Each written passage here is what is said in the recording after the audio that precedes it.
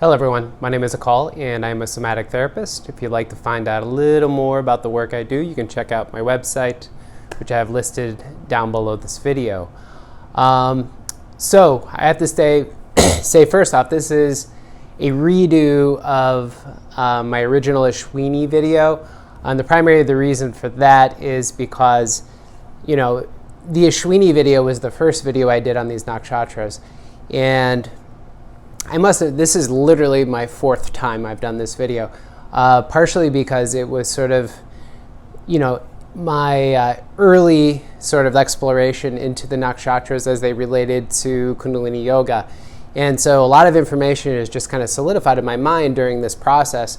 I think I'm at video 26 now or something like that. So I wanted to go ahead and redo this because I felt like I did it a disservice the first time in a way. So again, this is Ashwini Nakshatra. So if you go to your natal chart, there's a link, or not a link, but a website posted down below this video, vaultoftheheavens.com. You can get your placements, your natal chart, and you want to look at your sun, your ascendant, and your moon primarily. So Ashwini is very, very, very, very interesting energy. Essentially what Ashwini is I like to think of Ashwini as the early spring. So it's not the point at which things have grown yet. This is the movement from embryonic. So I would say embryonic energy is more sort of in Pisces. This is in Aries. So this energy is that sort of early spring. It's kind of sort of the excitement of potential of growth. The word is latency, and I'm going to get into that in a moment. But the first thing I want to kind of look at is I want to look at the Gunas. The Gunas, we have Rajasic as its sort of impersonal mind, its life path, its general tendency. And Rajasic, again, means to attach or to go toward. So again, it's proactive, positive movement towards something. So it could be attaching to a goal, material things. Again, it's sort of, kind of reaching out and grabbing. So then there's Rajasic on a secondary level. And Rajasic on the secondary level would indicate a positive mind. So these folks have a positive mind. And then finally, in terms of what's expressed out into the material plane, once again, is Rajasic or activity. So the wonderful thing about this energy is it's congruent. Everything, it's all Rajasic. Now, there are some negative aspects to being all Rajasic, which I'll get into in a little bit. But first thing I want to look at is what is the energy that's kind of governing this particular nakshatra. So first we'll start with Ketu. So Ketu is Rajasic and Rajasic. What that basically means. So Ketu is the body without a head. So the body without a head is a feeling, sensate kind of place. It's subjective. I tend to think of Ketu as kind of subconscious impulse. I also think of it as autopilot. It's just doing.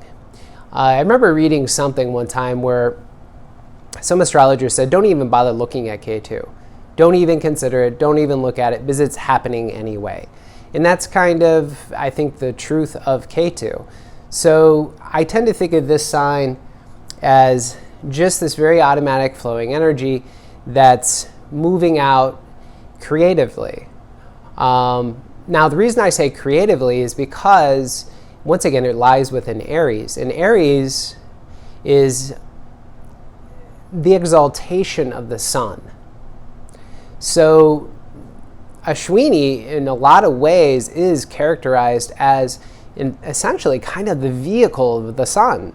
This is a lot of energy, a lot of very proactive energy. So now what do I mean by the sun? So the symbol of Ashwini is basically a horse's head, or another way to look at it is two horses. Now, why two horses? It really goes back to kind of a myth, and I always lose the names on these myths, but the best way to look at this is that the sun is too hot. So nothing, again, the God, I'm going to look at this from the perspective of God, the gods in general. So the sun is this, ultimately the sort of the son of the earth, Aditi.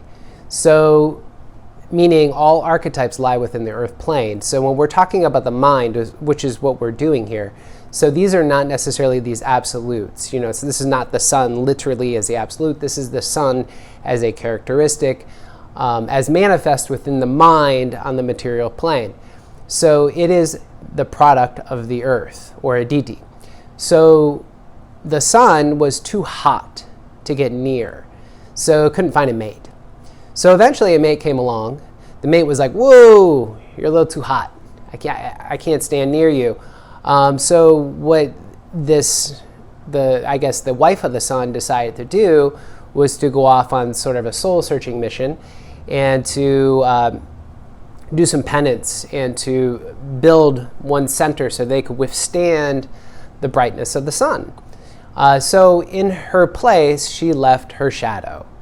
So the sun got really, really comfortable with the shadow because he was unaware of the deception. So what ended up happening is that the sun's wife ended up becoming a horse to wander the earth. And the shadow and the sun became very chummy. Eventually, the sun returns home and finds out that the sun's really digging the shadow, and she gets kind of jealous. So she once again disappears, runs off, becomes this horse, and the sun realizes, oh my God, I've been deceived, and decides to go after his wife. So he too becomes a horse, hence two horses. And then he finds his wife, and then they run off into the sunset happily ever after, so to speak. So these two horses, which are the representation of Ashwini, are considered rejuvenating. The reason that this is because, again, there's a number of myths in which this vitality, this really rich energy, can rejuvenate inert matter into the divine. So Yogi Bhajan made a statement in his book regarding this alignment of the Gunas, and what he said was, how can I do something with this? That's being the big question that goes through, I guess, the minds of Ashwini natives perhaps, which is material, out there in the material plane, what do we do with this? How can we utilize this? So Yogi Bhajan calls this the architect. An architect is very much like an artist. And so what we're talking about is the ability to get some sort of material object and to turn it into something else. And all of a sudden, the application of one's life force into that material rejuvenates it, activates it, and then it becomes something new. So that's Ashwini in a lot of ways. That's how this energy rolls. So I mentioned, I think, earlier the word subjective. So subjective versus objective. So objective is, just simply looking at the facts. It's out there. You're observing. Subjective is you are immersed. So Ashwini is a subjective placement, meaning it's functioning once again through Ketu, which is a subjective planet. And basically what that means is that it's about feeling, sensing, and taking things personal. So this very, very, very personal path that these folks are leading. So where it ends up going is towards, as a positive expression, leadership. As a negative expression, the thirst for sensations. So it's all really about how we cultivate this energy, which brings up something really interesting. So I mentioned earlier that K2 is also a little bit like autopilot, and all this energy, this Rajasic charge, is just doing. It's just go, go, go, go. So what it needs is some discipline. It needs meditation. It needs these sorts of things in order to center itself. Because, again, even though this is a very vital sign, this is very rich stuff, it still needs direction. It still needs to recognize how it's authentically being led. So like I said, it needs a guru and it needs a teacher. And what this guru and this teacher does essentially to this horse, this galloping energy, is it puts blinders on it so that it can see that authentic path, that authentic expression. Otherwise, what ends up happening are some of the negative characteristics which I'll read off to you, which are aggression, lust, indiscrimination, impulsiveness, insatiable, meaning they're just never satisfied. Now, the other thing is that there is a tendency with this placement to avoid unpleasantness. So a lot of avoidance here. So again, the meditation is the ability to sit still, to be present with all that arises and accept all that rises. And that's something these folks need to work on. Because if they do work on it, they have tremendous capacity for material gains as well as spiritual progress. With all this life force that's surging through these individuals, it's really interesting to kind of reflect for a moment on the planet Mars. Once again, Ashwini lies within Aries. So the planet Mars being the overall sort of umbrella energy here, Mars is once again kind of impulsive. It's aggressive, it's warlike, etc., etc. So another way to look at Mars in a very simplified way without applying all the sort of personifications is it's how we go after those things we desire, or how our internal environment is expressed externally. Mars is a bit like a teenage boy. Again, it needs cultivating. And well, this is a big underlining word here, is cultivating. So teachers, teachers, teachers, gurus, gurus, gurus. It could be education in terms of like collegiate, whatever it is, these folks have to work on it. So with all this energy, and again, we're talking about the exaltation of the sun, all this energy that's surging through them, there's an association, a number association with the sign as well.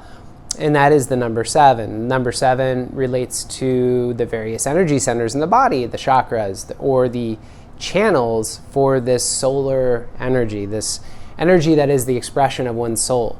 So again, I keep coming back to this, is the need to center and channel this energy, again, to apply those blinders. Because if they do, I'm going to go ahead and read some of the positive attributes. They are fierce. Again, lots of activity, tenacity. Let's see what else. They're very dynamic. Let's see. This is my favorite, which is they're electrifying. They're like lightning. And they can convert inert matter. And again, this is kind of what I referenced earlier, is the architect energy. The ability to convert inert matter into divine energy. So, with all that said, I think that's all I want to really talk about with Ashwini right now. And again, just think about early spring and think about how late winter is embryonic. So embryonic, or yeah, we'll go with embryonic. So this energy is really about latency. Once again, oh yeah, one other thing I want to talk about. So a lot of the words that are used with Ashwini when I was like doing the research here is this term latency, meaning that there's a lot of cultivation that needs to happen within the sign.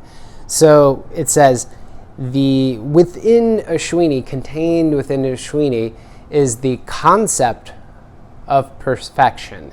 Not perfection itself, the concept of it.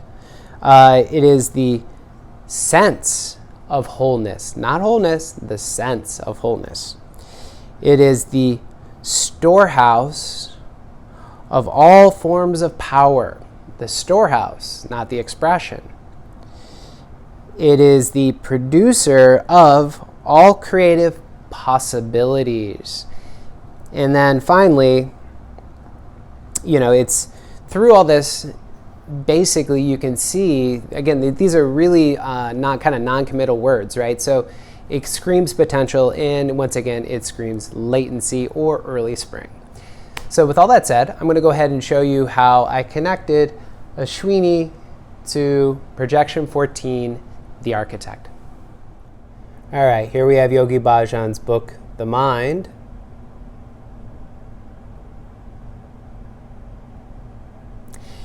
And at the back of this book is my favorite aspect of the book, which is the chart. So what this chart is depicting, so it's the universal mind, or chitta, and it's the precipitation of the elements from ether, which is kind of unformed matter, to air, to fire, to water, to earth. And what we're talking about here is increasing density. So again, keeping in mind that Ashwini was Rajasic on its fundamental level. And you can see here what it says. It says it bounds, contains, attaches, identifies, and categorizes. Rajasic guna is active, transforming, fiery, changing, and fast. So we're going to follow, again, that's on the impersonal mind. That's the life path. Then we're going to follow this down to the positive mind. And then once again, we have positive or proactive expression. So it is creating art by environmental effects. In other words, how do we utilize what's available to us? And how do we do something creative with it? And again, it's 14, the architect. So what you do is you flip through the book, you find projection 14, the architect. Gives you a little explanation. And then this is one of my favorite meditations, which I'll go ahead and teach you in a bit. I've been doing this for probably months now, every morning. I find it rich and very centering. And it says to do it for 11 to 31 minutes. So in the next segment, I will go ahead and show you how to do this exercise. All right. So I'm going to go ahead and teach you projection 14, the architect. This is the meditation that goes along with Ashwini Nakshatra. So again, keeping in mind all this energy that's flowing through this particular placement. Very powerful energy. So one of the things we have to kind of consider here is, and I mentioned this earlier, which is the need to center. The need to merge the masculine and the feminine, the Ida, the Pingala, again, these sort of dualities, the sort of solar right channel and the lunar left channel. And again, this sign was ruled by Ketu, so it's a feeling and sensate kind of thing. So to some degree, what we're talking about here is a lot of sort of subconscious drive. And so what we have to do is we have to harness that. And again, I mentioned before ad nauseum, which was this teacher-guru relationship that's, the relationship to a teacher or a guru, which is essential. However, in this particular context, the guru can be within. However, it requires a discipline. So what I suggest for any Ashwini native is to do this particular practice for 40 days. Now, I say 40 days because at least 40 days. The reason is that a 40-day cycle is a period of time in which it takes the nervous system to take on a new pattern. And essentially, these meditations, these kriyas contained within this book, The Mind, are, well, they're basically disciplines, but what they do more than anything is that they're channeling the nervous system into the central channel, which is what this one does in particular. This exercise, it brings together the masculine and the feminine properties. And these are the archetypical masculine, archetypical feminine, archetypical solar, lunar, etc. So it's the bringing together the dualities. Now, how you do this is you create a seal with the hands first. Then you place your awareness at the seat of consciousness. Well, the seat of our awareness anyway. So we're talking about the brow point. So you want to kind of what I typically say is just sort of roll your eyes up very slightly and place it towards, so at the center of the brow, inward towards the center of the brain. So you want to roll your eyes, bring it up to, as if you're looking at the center part of the brain directly behind the brow. And that'll help center the mind. And now there's also kind of a breathing going on here. So keep in mind that a mantra is breathing. So if you want to steady the mind, which is required for this placement, you want to channel the feelings and the sensations, which is required for this placement. How you do that is you have to settle down the motion of the diaphragm. So how you do this is you slow your breath. So this particular mantra, the mantra associated with this, is going to be done on one breath. So it's a big, deep, long inhale. And then what I suggest you do as soon as you inhale all the air in is you pull in your belt line very gently, kind of like you're hugging the air in. And you want to tune into any sort of sensations you feel around and below the navel. And you could feel like a pulse, you could feel a spin, you could feel heat, you can feel a number of different things. So, and then as you're reciting this mantra, you're going to all get, like I said, you're doing it on one breath. As you're reciting it, that represents your exhale. So basically what you end up doing with this is you end up reducing your breath rate to about 4 breaths or even potentially less per minute. So which then steadies the diaphragm, which steadies the mind. So I'll go ahead and show you, well, let me tell you what the mantra is first. So what we're talking about is Ra and Ma. So what we have here is we have 4 Ras. So it's Ra, Ra, Ra, Ra. 4 Mas. Ma, Ma, Ma, Ma. Again, Ra is solar, Ma, lunar. Then we have the combining of the two, which is Rama, for 4 Ramas. Rama, Rama, Rama, Rama. And then finally, Sa, Ta, Na, Ma. Basically, Sat Nam is what that is. And it essentially means true name. So I'm going to go ahead and show you what this all looks like together. So again, creating a seal with your palms. Hands are out in front of the chest, not on the chest. So nice firm seal. Some pressure here, but not really, really, really tight. So just a nice pressure. Eyes, go ahead and close the eyes. Roll them up towards the center part of the head. Inhale a deep breath. Pull in the belt line gently, and I'll go ahead and do the mantra. Ra, Ra, Ra, Ra, Ma, Ma, Ma, Ma, Rama, Rama, Rama, Rama, Sa, Ta, Na, Ma. Ra, Ra, Ra, Ra, Ma, Ma, Ma, Ma, Rama, Rama, Rama, Rama, Sa, Ta, Na, Ma. Ra, Ra, Ra, Ra, Ma, Ma, Ma, Ma, Rama, Rama, Rama, Rama, Sa, Ta, Na, Ma. And then to finish this exercise, you inhale a deep breath. Press the palms firmly together while retaining the breath. So think about maybe 10 to 20 seconds. And you want to do this 3 times. So you'll exhale, inhale, and repeat. And like I said, 3 times. And then finally, final exhale, relax your hands, meditate for at least 5 minutes. More is great, better obviously. But so a couple other things real quickly. Alignment, and I should have mentioned this at the beginning, which is you want to make sure before you do any sort of meditation practice that you want to stack the spine. So what you want to focus on, at least what I focus on, is the perineum, which is the space between the anus and the genitals.